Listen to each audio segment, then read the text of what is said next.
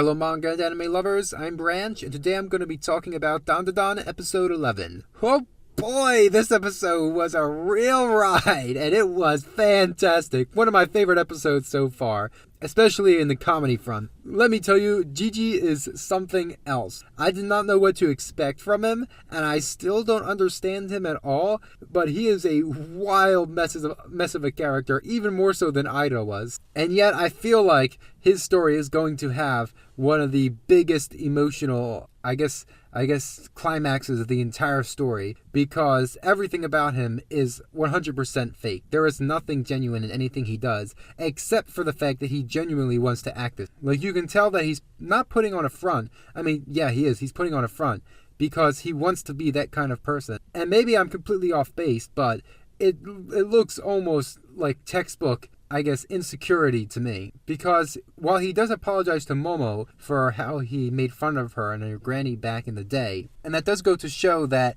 he has a lot more confidence than you would initially expect from his show-off persona. There's just something about him that is, I don't want to say insincere, because even though that's correct, but more like he feels like he has to be this way, or he's been conditioned to be this way, which makes sense if he lived in a house that was really haunted. I can't remember if it was his entire life or if he moved to this. I think it might be the latter. And now his parents are in the hospital because of, well, not because of him, but he might feel like it's his fault because he's the one who can see the spirit. Now, as for why he can see the spirit without making contact with Okurun's family jewel, I don't know, and I feel like that's going to be a major plot in the story coming up. Because not everyone can see ghosts. Ida can see spirits because she was carrying the family jewel. And Okurun can see spirits because he was possessed by Turbo Granny, but he entered her domain first, and it was a very strong spiritual hotspot. Momo and her granny go without saying because they kind of just have it in them.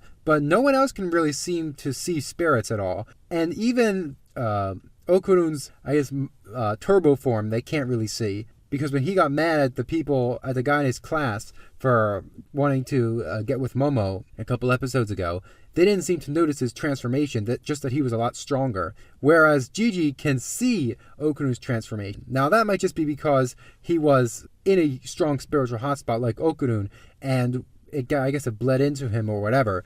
But some strange definitely going on, especially why is his house so incredibly haunted? Because for a spirit of this magnitude, we really haven't seen anything like this aside from Turbo Granny and the crab spirit. Like, I could speculate endlessly on what the spirit wants and what it represents, but my guess is we'll figure that out when the arc actually goes into full swing, because there's not a lot of information to go on except that it's making a gradual takeover of Jiji's psyche. And more on the topic of Jiji's psyche, is he in love with Momo or not? I don't think so, because he acts that way toward literally everybody. And Momo's definitely not interested in him anymore. But it doesn't really do any good for Okurun, who's now on Momo's side of the jealousy spectrum. And of course, Jiji doesn't help with being so over the top. I want to say flirty, but it's not even that. He's just flamboyant, maybe. I don't know. In fact, I would say that he and Ida are two sides of a very, very similar coin, because